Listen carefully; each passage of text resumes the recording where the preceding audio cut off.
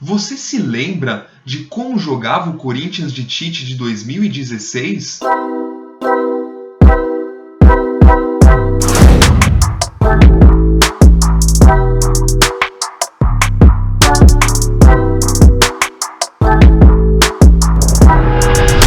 Salve fiel, Marco Fernandes na área aqui para o SCCP Scouts e hoje vamos juntos descobrir um pouco mais sobre aquele time quase esquecido que ficou à sombra do fantástico Corinthians de 2015, mas que também tinha virtudes interessantíssimas.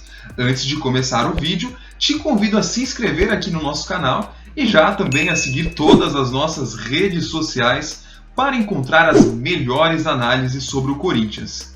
O Corinthians começou o ano de 2016 com um grande desmanche do elenco. Já passando por severas dificuldades financeiras, o time foi refém do boom do futebol chinês, né? E perdeu para ele o Renato Augusto, o Jadson, o Gil, o Ralf e o Wagner Love, ou seja, metade da equipe que encantou o Brasil no ano anterior. Malcom também saiu rumo ao Bordeaux da França, né? E outros jogadores voltavam de contusões sérias, como foi o caso do atacante Luciano, que se tornaria a única opção de ataque remanescente de 2015. Para completar, Cássio e Elias ainda começaram o ano em péssima fase técnica e física, sendo que o Elias saiu ao longo de 2016. Bom, isso significa que dos 11 titulares, Tite só pôde contar com Fagner e o Wendel. Pelo menos ainda que eles estavam numa fase legal, né? Outros atletas também se juntaram ao grupo, como foi o caso de Giovanni Augusto, Guilherme, Marlone e Marquinhos Gabriel. E se você é desses ou dessas que acredita que esses quatro nunca conseguiram jogar bem no Corinthians, eu sugiro que você veja esse vídeo até o final. Além do quarteto fantástico, chegaram Williams, Alain Mineiro e André. Da base subiram Maicon e Guilherme Arana. Outros que eram reserva de 2015 ganharam mais espaço, como foi o caso de Luca, Christian, Bruno Henrique e o próprio Ángel Romero. Era um Corinthians que literalmente se desmontava depois de encantar o Brasil. E Tite precisava repetir o desempenho de 2015 com peças completamente diferentes. Nos 6 meses em que ficou à frente do clube, Tite não conseguiu repetir o feito, mas com boas atuações levou a equipe à liderança do Brasileirão, olha só. Acredite se quiser, o Corinthians foi líder do Brasileirão de 2016. O Tite deixou aquele time na 3ª posição, depois de uma derrota em um derby pra lá de polêmico disputado no Allianz Parque. Vamos então conhecer algumas das principais virtudes dessa equipe promissora, mas que acabaria aquele campeonato brasileiro fora do G6, em uma melancólica 7ª posição. Para começar, vamos entender o sistema de jogo utilizado por Tite. Tendo feito um Corinthians fantástico com o 4-1-4-1, era natural que Tite buscasse manter o esquema para 2016, né? Mas a queda de rendimento do Elias dificultou nessa transição. Com o Maicon tendo acabado de subir para o profissional, o time se ajustou inicialmente em um 4-2-3-1, porque ainda não tinha essa confiança toda no Maicon, né? Christian, Williams e Bruno Henrique se revezavam para formar essa primeira linha do meio-campo com 2 jogadores. O rápido crescimento, né? Então, quer dizer, enquanto o Christian e o Bruno Henrique se consolidavam ali, mas o Corinthians oscilava, o Maicon ia provando para o Tite nos treinamentos a sua importância. E esse rápido crescimento e ascensão dele colocaram uma pulga atrás da orelha do Tite, né? Que alternou muitas vezes para um 4-1-4-1, saindo desse 4-2-3-1, com a nossa jovem promessa atuando na segunda linha de 4 com grande capacidade de infiltração, no lugar de Bruno Henrique. Assim, os 2 principais times usados por Tite foram Walter, Fagner, Felipe, Iago e Wendel, Christian e Bruno Henrique, Marquinhos Gabriel, Guilherme, Giovanni Augusto e Luciano, esse no 4-2-3-1, e Walter, Fagner, Felipe, Iago e Wendel, Christian sozinho, Giovanni Augusto, Guilherme, Maicon e Marquinhos Gabriel, e Luciano na frente, esse já no 4-1-4-1. As principais dúvidas de Adenor recaíam sobre o companheiro de Felipe na zaga, com alternâncias entre Iago, Balbuena e Wilson, a ponta esquerda, com alternâncias entre Marlone, Marquinhos Gabriel e Luca, e o ataque, com Luciano, André, Romero e até Guilherme sendo testado em alguns momentos como falso 9. Fosse o 4-1-4-1 ou o 4-2-3-1 o sistema de jogo designado por Tite para a partida, algumas armas ofensivas e defensivas permaneciam inalteradas. A primeira delas, e principal marca da proposta de jogo de Tite, eram as triangulações. Repare como os jogadores se aproximam da bola para deixar o portador com pelo menos duas opções de passe. Isso facilita a progressão do time e privilegia a posse de bola, permitindo que a equipe ganhe terreno sem abusar das ligações diretas ou passes muito verticais e arriscados. As triangulações na zona de transição do campo davam início a grande parte das jogadas de perigo criadas pelo Corinthians. Em geral, essas triangulações eram formadas por um lateral, um extrema e um meio-campista. Luciano também se deslocava para as pontas para auxiliar nesses movimentos. As triangulações faziam parte de outra das principais ideias de Tite: aglomerar para atrair e atrair para progredir. Esse é um mantra do sistema de jogo adotado por Tite e que ficou muito evidente em 2015, especialmente com as flutuações de Jadson para o setor da bola. Em 2016, o time seguia implementando esse princípio, que proporciona superioridade numérica na zona da bola e assim confunde a defesa adversária. Christian em zonas mais recuadas e Guilherme nas mais avançadas eram dois dos principais responsáveis para flutuar em campo e assim proporcionar essa superioridade numérica, Quando bem encaixada, ela libera espaços, seja para a infiltração dos jogadores em zonas mais avançadas do campo ou no corredor oposto, onde o time se estruturava para progredir em vantagem. Para funcionar, ela depende dos jogadores saírem de suas tradicionais posições para ocupar esses novos espaços. Maicon e os dois laterais eram alguns dos atletas que executaram muito bem essa função. De início, a ideia de Tite era adequar Guilherme à função de interior pela esquerda, exercida por Renato Augusto em 2015. Com o passar dos jogos, ficou claro que não era a melhor forma de utilizar o meio-campista.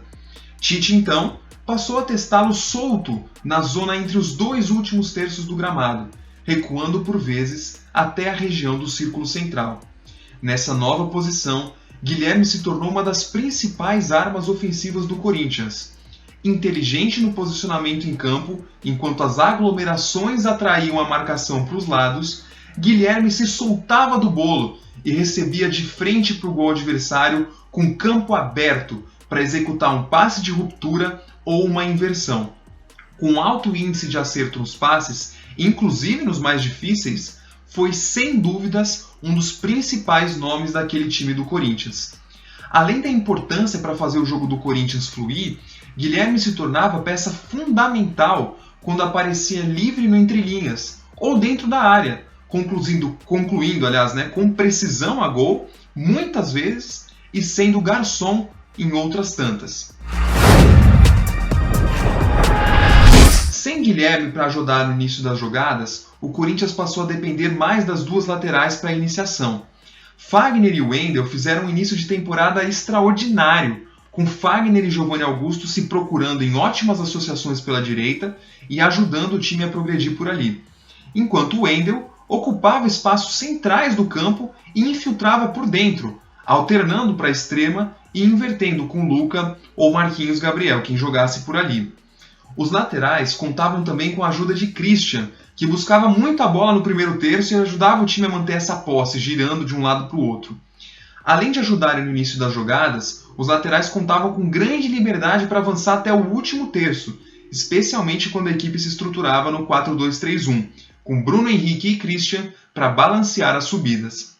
Sem uma função de infiltração tão recorrente de um meio-campista, como fazia o Elias em 2015, eram Fagner e Wendel que compunham a linha ofensiva, formando um ataque com 5 ou até 6 jogadores. Com a presença de dois volantes menos infiltradores e com liberdade total de ataque para os laterais, não raro o Corinthians se estruturava em uma saída de 3 para ajudar a manter a posse de bola e explorar avanços mais verticais. Em geral, Christian ou Bruno Henrique se posicionavam entre os zagueiros para executar o movimento. Quando jogava, o lateral direito Edilson também ajudava a compor a saída de 3. Nesse caso, com Maicon sendo o sexto homem de ataque em geral. Outro conceito marcante da era Tite era a presença de diversos jogadores dentro da área adversária ao mesmo tempo. Tite exigia que os extremas do lado oposto à origem da jogada se posicionassem por ali, além de privilegiar a chegada dos laterais e a infiltração dos meio-campistas.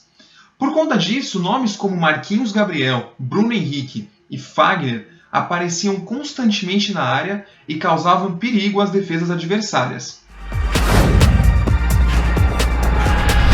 Uma das características mais marcantes das equipes de Tite era o equilíbrio entre arcos e flechas, ou seja, jogadores criativos capazes de acionar outros jogadores de profundidade e esses sim, explorando os espaços e decidindo no último terço do campo.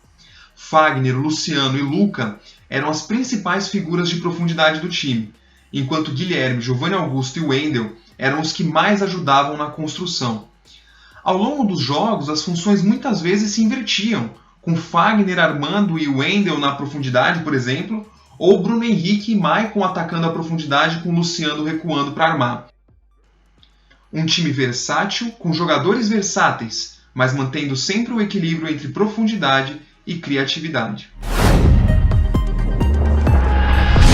Independente do sistema de jogo adotado, o Corinthians alternava entre uma marcação em 4-4-2, com Guilherme se juntando a Luciano para compor a última linha, ou, mais geralmente, com mais frequência, o 4-5-1, com o Guilherme sendo o último homem e o Luciano recompondo pela direita, empurrando o Giovanni Augusto para o centro.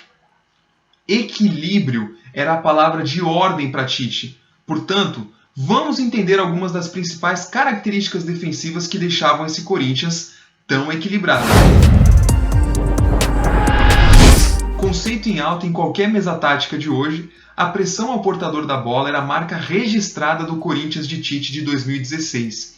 A inteligência de Guilherme para pressionar, interceptar e desarmar possibilitava retomadas de posse no campo ofensivo e ataques rápidos em transição do Corinthians. Como Tite sempre diz, independente de a marcação do time ser em bloco baixo, médio ou alto, ela precisa ser uma marcação-pressão, para que a retomada da posse de bola seja rápida. Em bloco alto, Christian, Bruno Henrique e Maicon subiam para ajudar o time a pressionar, empurrando a marcação. Enquanto em blocos médios e baixos, os jogadores de frente tinham forte responsabilidade de recomposição, para que o time sempre tivesse entre 8 e 9 jogadores de linha atrás da linha da bola para exercer a pressão. Em geral, o Guilherme acabava ficando à frente da linha da bola e assim pressionava o portador pelas costas dele. As equipes recentes de Tite são viciadas na posse de bola, e não apenas como arma ofensiva, mas também defensiva. Em momentos de forte pressão adversária, o Corinthians buscava rodar a bola de um lado para o outro para respirar e escapar da pressão. Repara aí, de um lado para o outro, de outro para um, e o Corinthians vai assim controlando as partidas e desestruturando a pressão dos adversários. Quando era empurrado pelos adversários, o Corinthians rapidamente se estruturava em bloco médio, dificultando a ocupação do espaço entre sua linha de zagueiros e de volantes. A linha de zaga subia um pouco, os volantes desciam um pouco e a recomposição dos meio-campistas era essencial para compor uma linha de 5, que dificultava a circulação de bola do adversário em zonas terminais. Quando se estruturava em bloco baixo, o Corinthians se atentava ainda mais ao preenchimento desse entrelinhas, evitando a circulação de jogadores decisivos do adversário por ali. Christian e Bruno Henrique eram os cães de guarda que perseguiam os meio-campistas e juntos ocupavam esse espaço protegendo o funil corintiano.